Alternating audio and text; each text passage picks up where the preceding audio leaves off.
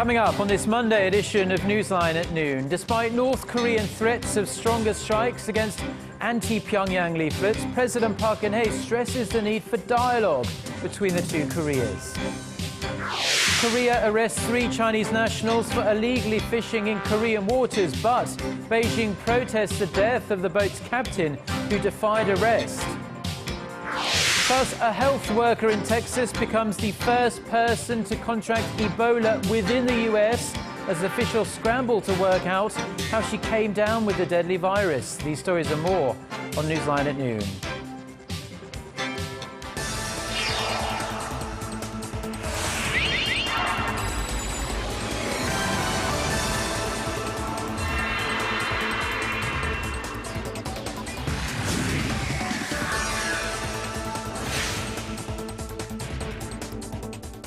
It's new Monday, October 13th here in Korea. Thanks for tuning in. Live from Seoul, I'm Jin-ju. It's very good to have you with us. I'm Mark Broom. Our top story this lunchtime, President Park Geun-hye is striking a rather cautious tone about mending ties with North Korea.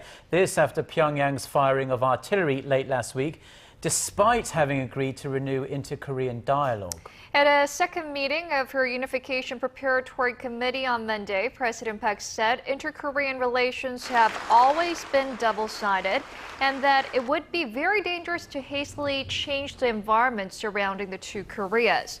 The South Korean president then said her government will continue to take a two-track approach of firmly responding to the North's provocations while leaving the door to dialogue open. She also stressed the two sides' high-level talks should be taken as an opportunity to normalize ties, adding Seoul is open to discussing lifting of its sanctions after the North's torpedoing of a South Korean warship in 2010. So President Park's emphasis on the need for inter-Korean dialogue comes a day after North Korea spoke out in strong terms against the flying of anti-Pyongyang leaflets across the border. Pyongyang on Sunday called on Seoul to make what it calls the right decision, putting the prospects of high-level talks between the two Koreas in jeopardy. Hwang Sang-hee reports. North Korea has warned it will step up its physical strikes if South Korean activists continue to fly anti-Pyongyang leaflets across the border. In a statement released Sunday, the North said its military attack designed to destroy balloons carrying anti-North leaflets on Friday shows its warnings are not empty words. But Pyongyang did not back out of an agreement to hold a second round of high-level talks. There is still chance for making a decision. South Korea should acknowledge our sincere efforts to write a new history for improving North-South relations and not pour cold water on the opportunity. In response, South Korea said Monday that the high-level talks, slated for late this month or early November, should take place as planned, but reiterated it will not interfere with civilian activities. I believe it is the government's duty to guarantee the freedom of expression unless the law specifies otherwise. At the same time, we must continue efforts to protect our people and property from North Korean threats. Some analysts say North Korea may be attempting to gain an upper hand in the upcoming talks, while others note that Pyongyang is trying to stir up internal conflict within South Korea. Nonetheless, they say the latest military tensions could put inter-Korean relations back at square one. Hwang Sang-hee, Arirang News. The United States has poured cold water on speculation North Korean leader Kim Jongun's more than month-long absence from the public eye could be indicative of a power transition within the regime. Asked whether she thought Kim was still in power on NBC's Meet the Press, U.S. National Security Advisor Susan Rice said Washington believes he is. Rice added the U.S. continues to closely monitor what's happening inside the regime. Kim Jongun has not made any public appearances since September 3rd, fueling rumors about his health, as the last he was seen was him walking with a limp or even his removal as leader. The leader of Korea's ruling Saenuri Party embarks on a 4-day trip to China on this Monday. On the invitation of China's Communist Party, Kim Moo-sung will attend a party policy meeting regarding anti-corruption and the rule of law. Kim will be accompanied by a 12-member delegation, which includes former Gyeonggi-do province governor Kim Moon-soo. Now, during his trip, the ruling party chief is expected to meet with Chinese President Xi Jinping, although that hasn't been confirmed as of yet. He's also scheduled to have a luncheon with Wang Jiarui, who is head of the Communist Party's international department. He will also travel to Shanghai to visit Korean companies operating in that city. Now, it has emerged that Korea's ambassador to China was on the receiving end of a formal protest by the Chinese government last Friday. A statement posted on China's Foreign Ministry website on Sunday says Korea's top official in the country appeared a matter of hours after the captain of a Chinese fishing boat was killed by the Korea Coast Guard during a crackdown on illegal fishing. Our Ji Myung-gil reports. Chinese Assistant Foreign Minister Liu Zhenchao held an emergency meeting with Korean ambassador to China, Kwon Young-se, on Friday to protest the shooting death of a Chinese fishing boat captain by the Korea Coast Guard that same day. Liu asked that Korea conduct a thorough investigation into the case, punish those found responsible, and take measures to prevent similar incidents from happening again. Liu said that China was surprised by the case and that the Korea Coast Guard had used excessive force against the fishermen.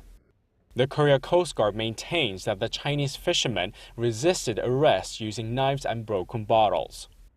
Kwon delivered his condolences to the family of the Chinese skipper and promised to provide regular reports on the progress of the probe.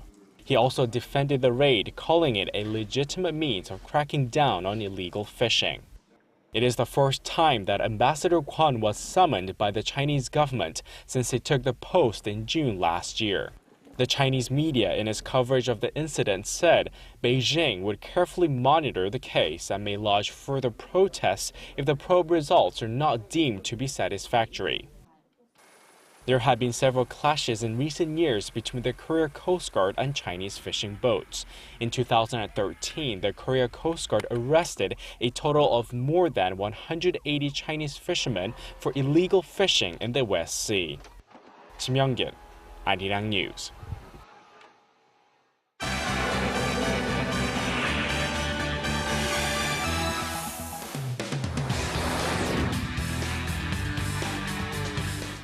Now, let's get you caught up on the global headlines we're following at the start of this work week. For that, we turn to our Eunice Kim standing by at the News Center. Eunice, the United States has now confirmed its first known transmission of Ebola in that country. And just like the recent case in Spain, it's a healthcare worker. You're right, Jinju. The nurse had helped treat the Ebola-infected man from Liberia, Thomas Eric Duncan, who died last Wednesday following 11 days of treatment at the Dallas, Texas hospital. These cases are really highlighting the risks healthcare professionals face on the front lines, regardless of where they are in the world. Our Kim Min-ji has this story. U.S. health officials have confirmed that a healthcare worker in Texas has contracted Ebola, marking the first known transmission of the virus in the U.S. The U.S. Centers for Disease Control announced Sunday local time that preliminary blood tests were positive. The nurse, who was reported to have had a low-grade fever on Friday, had tended to a Liberian man who died of the virus at a Dallas hospital last week. The CDC director warned that more workers could have been exposed to the virus, attributing the nurse's infection to a breach of safety protocol. He said a full investigation would be launched into the matter. We are evaluating other potential healthcare worker exposures, because if this individual was exposed, which they were, it is possible that other individuals were exposed. We know that this individual did provide care to the index patient on multiple occasions, and that care included extensive contact. Hospital officials say the worker had been wearing protective gear during treatment, which includes gowns, gloves, masks, and shields. The nurse is said to be in a stable condition.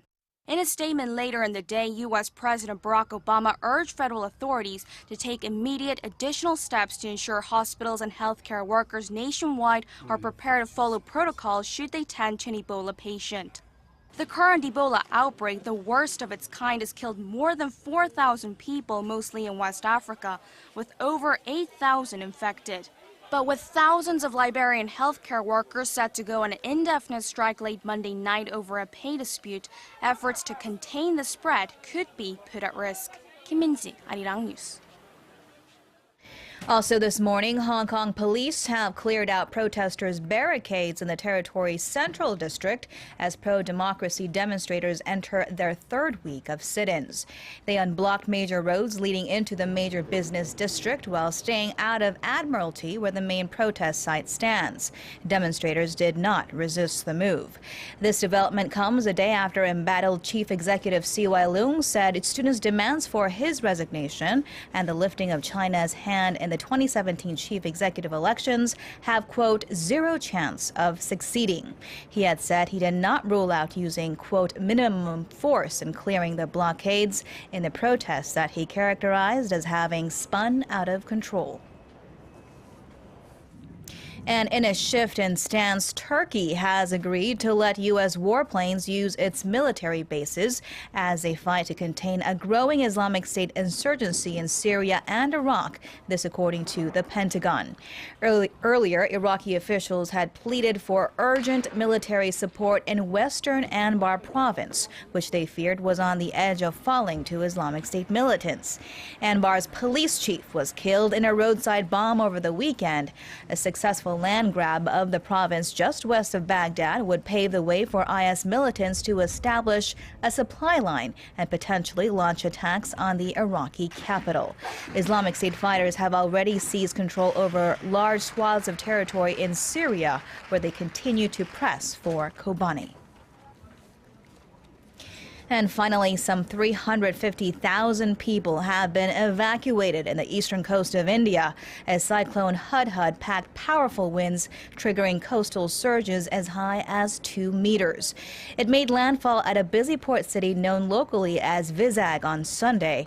Winds of up to 205 kilometers per hour snapped power lines and trees like twigs. At least 8 people have been reported killed so far. The chief minister of affected state, Andhra Pradesh, said it was too early to assess damage as 70% of communication lines have completely collapsed.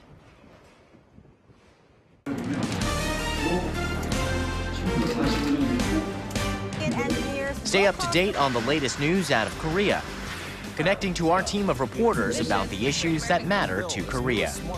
On air, on your mobile, online. Find out more about Korea on NEWSLINE at noon with Mark Broom and Jin-ju. I'm Jin-ju. Market researcher, strategy analytics, said Thursday that LG Electronics brought in about 11. The International Monetary Fund is warning of the slowing global economic recovery and calling for aggressive measures to stave off a recession. But many policymakers and economists around the world are worried about inflated asset prices that could stir up another financial shock in the future. Song Jae-san reports. At the IMF semi-annual meetings that wrapped up over the weekend, global leaders sounded an alarm about the slowing world economy. On top of this, economists and policymakers, and even some investors, warned that expansionary monetary policies could trigger a global financial crisis. They point to the inflated asset prices and the increasing debt levels of many countries. Bond markets in the Eurozone are booming, and China's debt is hovering at a record high despite slowing growth. Share prices in the U.S. have also soared in recent months, although there was a sharp fall last week.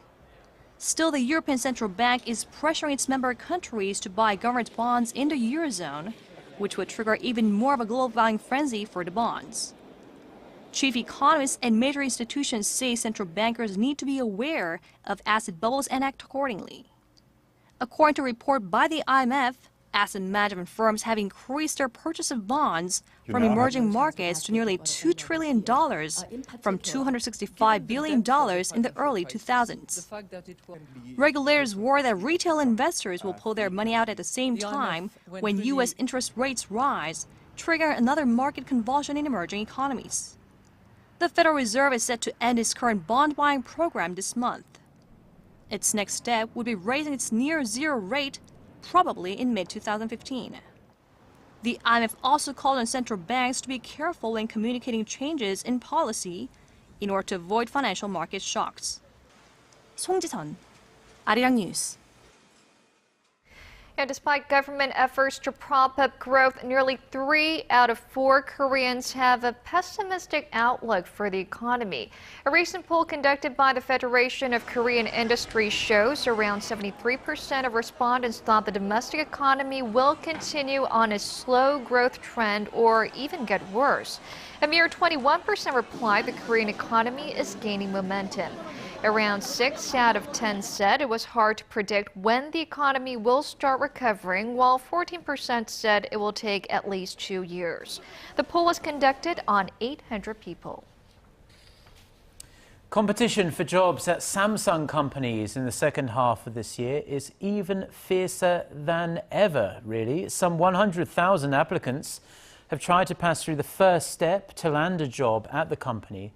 And recently, Korean conglomerates, including Samsung, have been putting more of an emphasis on liberal arts knowledge in their recruitment process. Our Kim Jongun has more. It's early on a Sunday morning and hundreds of job seekers look nervous as they get ready to take the Samsung aptitude test, the company's current employment system. The test is the first gateway they need to pass through in order to land a job at the company. I prepared for the test by reading SSAT-related books that give you examples of all the questions that are likely to come up. Some 100,000 hopefuls apply for jobs at Samsung Group and its subsidiaries in the second half of this year for around 4,000 vacancies. The test was held in 82 regions, including 3 test venues abroad.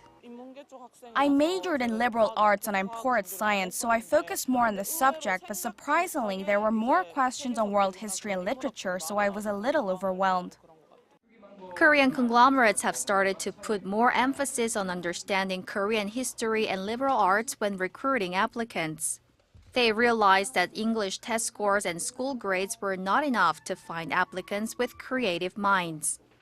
LG Group included questions on Chinese characters in their employment test, while SK, GS, and POSCO added more history-related questions. However, critics say it's just an additional source of stress for job seekers already faced with the daunting challenge of finding a good job in the country. 손정인, Arirang News. Now, tens of thousands of Chinese tourists came to Korea for their National Day holiday, which wrapped up last week, and we're starting to get reports on a number of changes in their preferences.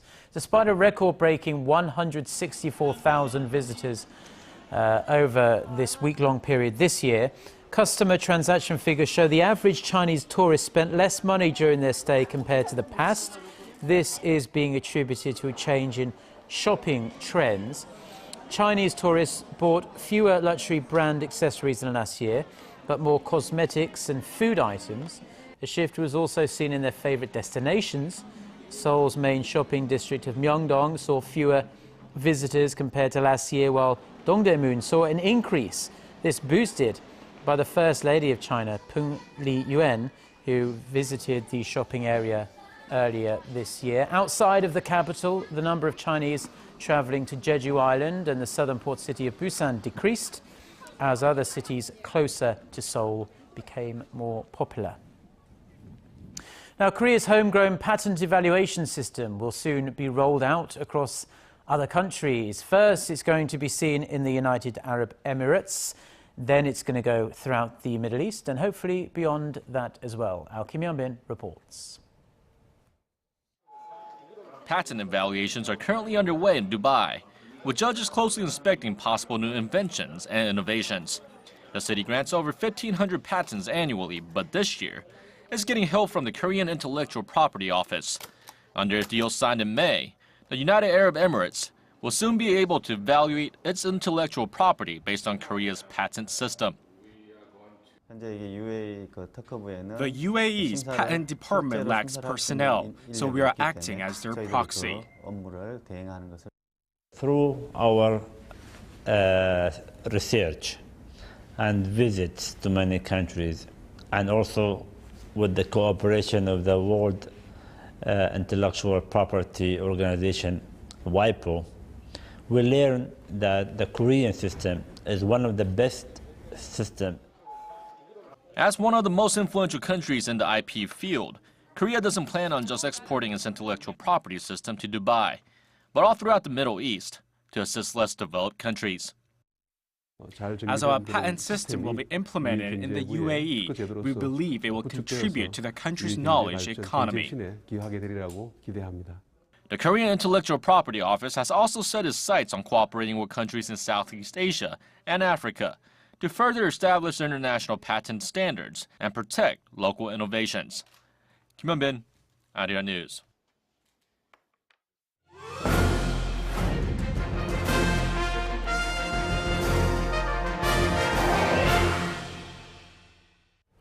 Now, Koreans have acquired a serious taste of specialty coffee in recent years, and it's now almost impossible to walk around a neighborhood without running into a franchise coffee shop. Yeah, that's very true, isn't it? And but with this, more and more coffee drinkers here in Korea have started looking for something different, a bit more personal, and young entrepreneurs in the country are very happy to oblige their wishes. Here's our Gwon-soa with this week's Industry Insight. In the 5 minutes I've been walking along this street in Seoul's Gangnam district, I've passed by 20 coffee shops. A recent survey revealed that Koreans drink coffee more often than they eat rice, in one of the clearest examples yet of Koreans' love for coffee. Breaking it down, the average Korean adult drinks more than 12 cups of coffee a week. That's almost 2 a day. And coffee imports are on the rise as well. Last year's amount would be the equivalent of nearly 300 cups per person. Korea's coffee market is estimated to be worth more than 6.1 trillion won or 5.7 billion US dollars. The industry got a big boost when Starbucks arrived in Korea back in 1999. Soon after, domestic brands jumped on the bandwagon to compete against foreign franchises, and they rapidly expanded their business too. Korea's coffee industry is one of the fastest growing in the world. One of the reasons is because Koreans are quick to adapt to new cultures. Also, trying different foods and drinks is a very important cultural activity in our daily lives. However, with some brands like Cafe Bene edging close to 1,000 stores nationwide, industry observers say the market for branded coffee shops is saturated. Now, an increasing number of consumers are opting for something special that's not on every corner, like at this independent coffee shop. The coffee tastes more unique than at franchises, and I feel much cozier here. That's why I come here a lot. In the past, people put more importance on the spatial side of coffee shops, as they looked for a good place to chat, read, or surf the internet. However, these days they are more interested in the actual taste of the coffee they buy. That's why I think more and more coffee shops will adopt specialty coffees, like we do. Marang Coco's CEO focuses on satisfying the individual needs of his customers. He says that while big franchises have the upper hand when it comes to marketing, it takes them time to develop a new menu, whereas small stores can communicate with customers and get feedback right away. And that's how menu items like Dutch cream beer, popovers, candy pop latte, to name just a few, have been such a hit with their customers. It remains to be seen, though, whether Korean consumers' desire for something unique and more delicious is enough to break the steady dominance of the big-name players. Gwon-soa, Arirang News.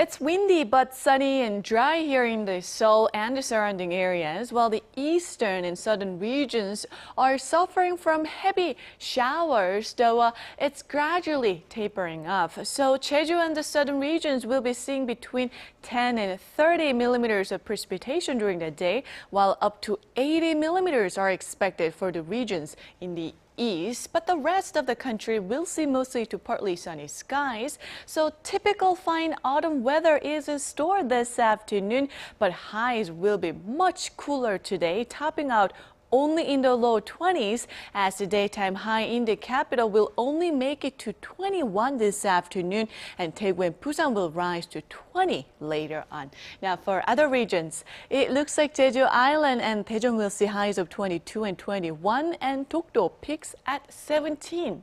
And as we head into the end of the week, we'll see daily lows dropping to the single digits, and the highs will be just above 20 mark. Well, that's all I have for you today, and let's send it back to Mark and Chinju in the studio.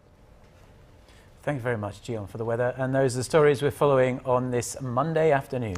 Mark and I'll be back at the same time on Tuesday. Thank you for watching.